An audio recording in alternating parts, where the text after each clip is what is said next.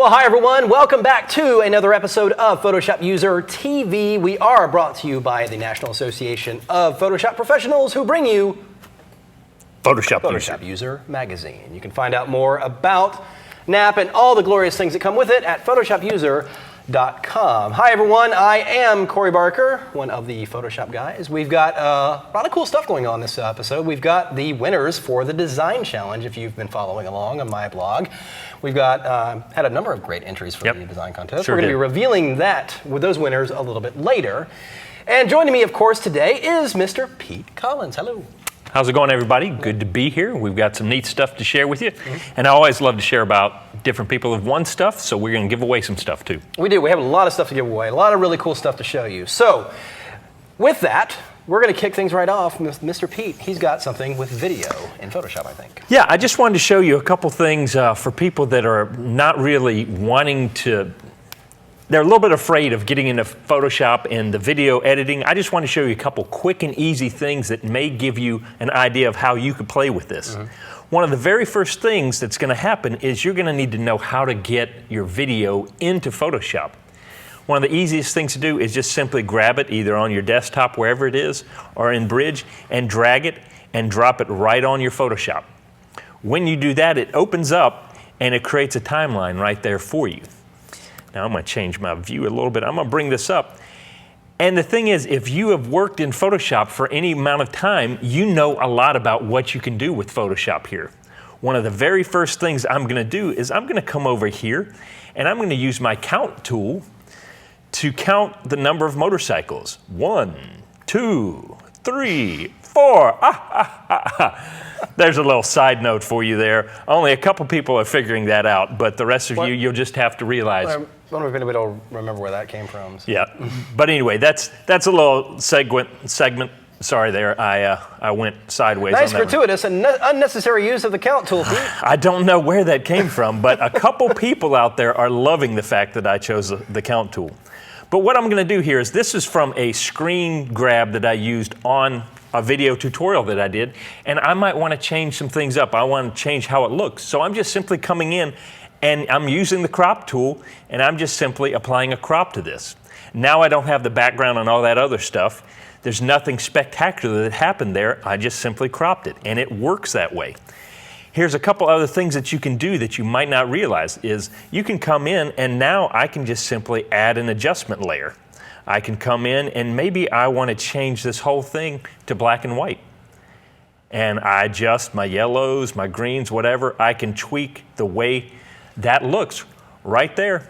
And all it's taking is an adjustment layer. I haven't done anything major or crazy with video yet. It's all the things I know.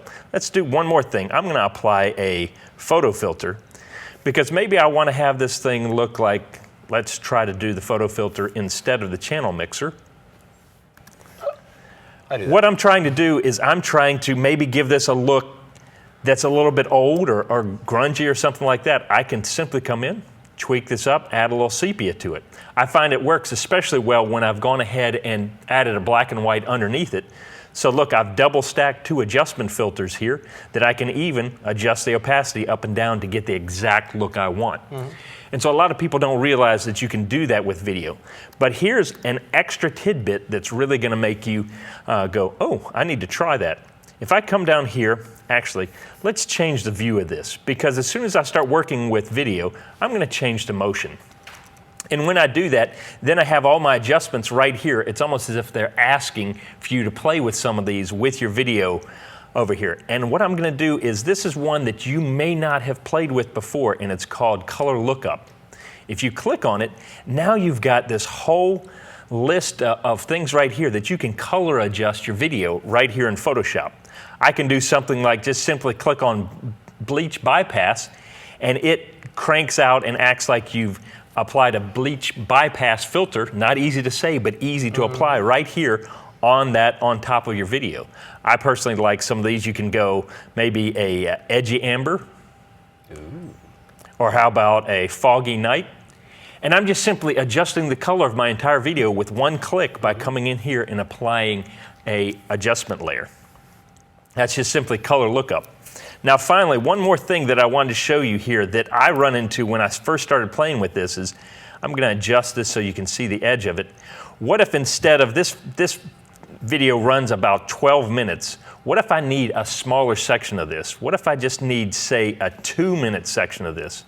Well, the good news is I can come in and I can just grab the edge when it's not fighting me, grab the edge and start narrowing this down.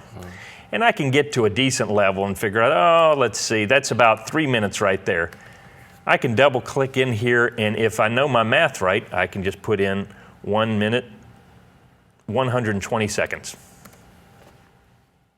And then I hit return. So now I've got a 2-minute segment. This is the problem that a lot of people run into though. Now I've locked into this segment that is always going to play from the beginning to where I clipped it off. But a lot of times you may want a middle section of that clip. What you don't realize is that you can do something called slide editing by simply holding down your Command and Option button on a Mac or a Control and Alt button on a PC. And now I can simply, while holding those down, start scrolling through my video. And what it's going to do is allow me, if it will show up on the screen, let's try doing this so that you can see it a little bit better. I can now start scrolling through my video and decide what beginning point I want to have for that clip. And it's called slide editing. And a lot of people don't realize that they have that ability. They can do it in other programs, but in Photoshop, just remember, use Command, Option in a Mac, and Control, Alt on a PC, and you can slide where that start and stop is in that clip that you've applied to it. So there are a couple quick things that you can do in here to give it the look and the feel you want that you can apply to any videos that you bring into Photoshop. It's certainly a huge leap forward for Photoshop. Oh, and of course, it's amazing. Because if you're familiar with the program and you don't want to take the time to really learn an editing program. Editing programs like Premiere and Final Cut, they're hard to learn. I mean, they're great phenomenal, programs, but the learning curve is high. But the learning curve is high. So the great thing is, of course, is that these video features are in both CS6 and extended versions. They're in both versions, as well as CC, of course. So you can certainly play around with a lot with. And of course, keyframe animation as well, which is something I've been playing around with. A lot of fun with that. So awesome. Very cool stuff. All right, let's take a quick break. We're going to come back. I've got a little tip myself also regarding video. We're going to do some giveaways. We've got the contest announcements and all that good stuff. Stay right here. We'll be right back.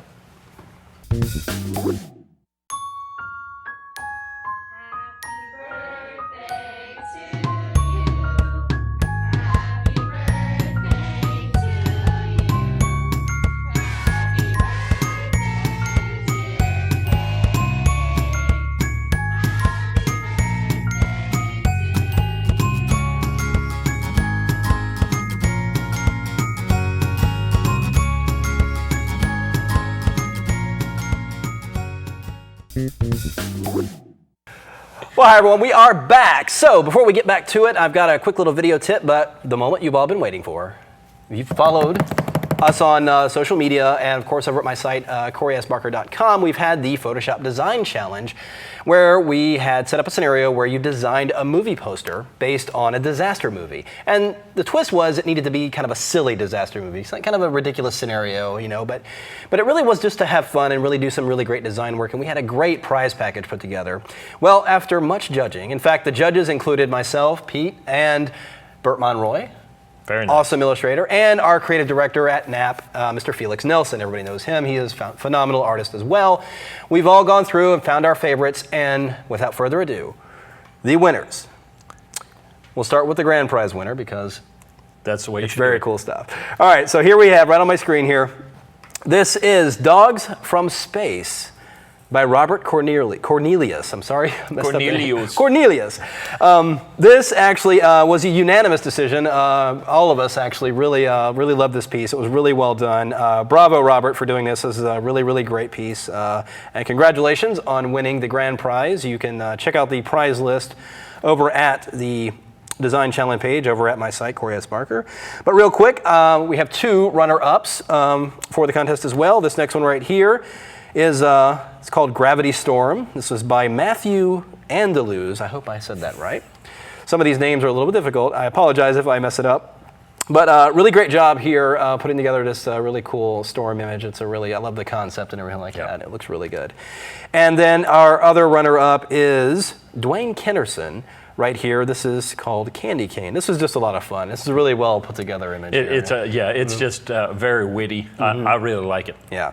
So those are our top 3 winners for the contest. Great job, everyone.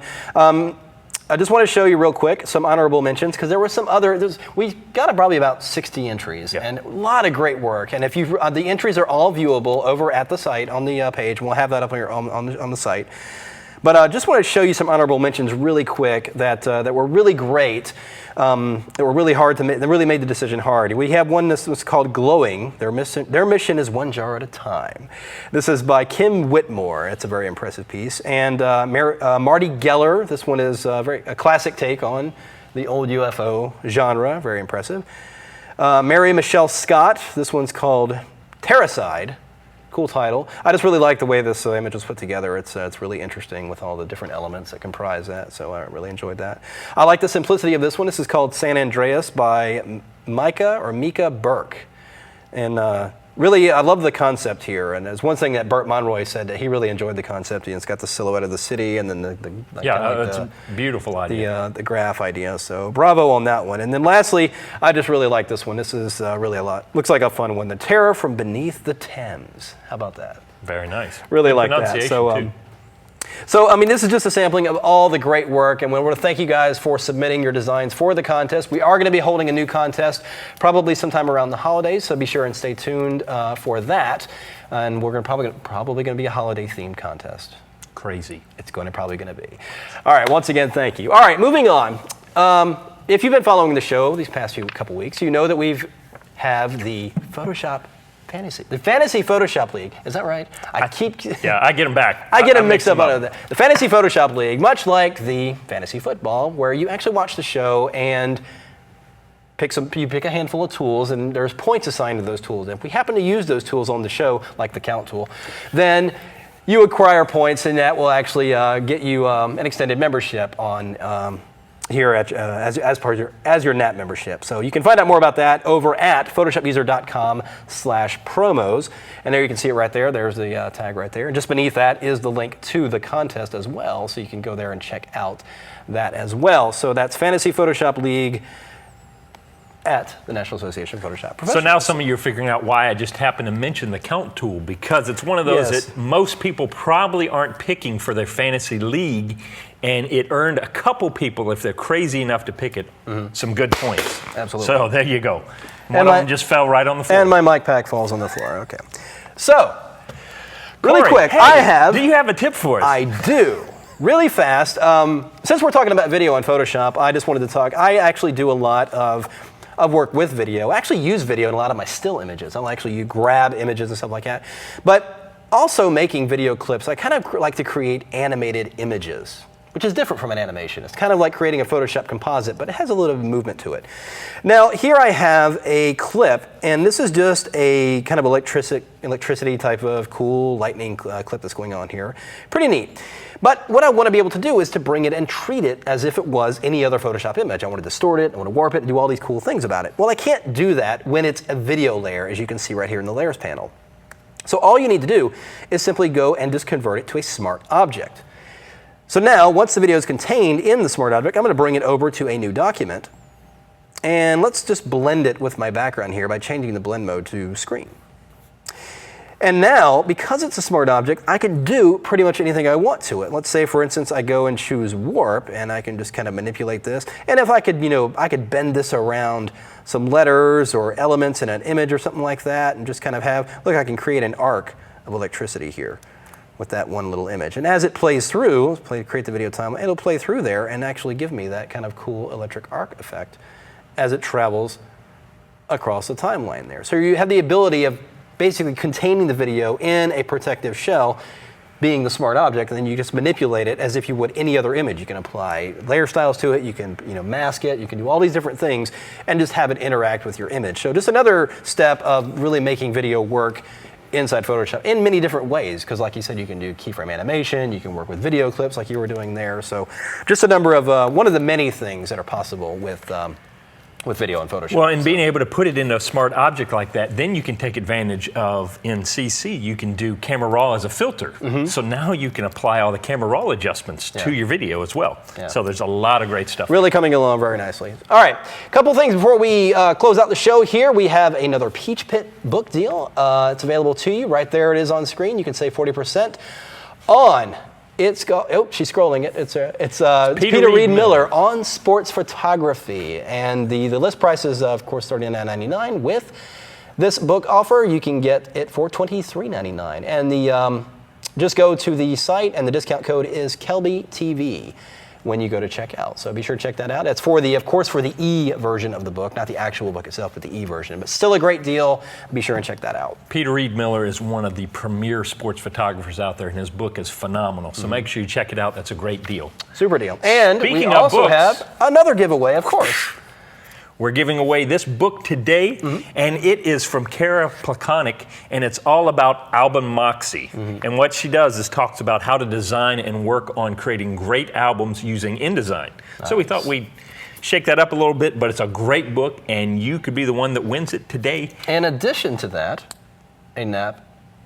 a membership NAP. A NAP membership Throwing as a well. NAP, one-year NAP membership in addition to this book. How can they win such great prizes? Well, Corey, if you go to KelbyTV.com/contest, you will find the contest entry form where you will simply want to go down and choose Photoshop User TV, add your name, your email, your website, and any comments, suggestions, or kudos that you would want to leave right there, and you will be eligible for the prize. Stupendous. All right, well, that just about wraps things up for this week's episode. I want to thank you guys for joining us. Once again, thank you for all the designers who submitted for the Photoshop Design Challenge, and be sure to be on the lookout for the next one coming up probably in the next couple months, all right? And of course, thank you, Mr. Pete. No problem. Glad to be here. All the good times we have here. I hate to see it end. All right, we'll see you guys next week right here on Photoshop User TV. Bye-bye.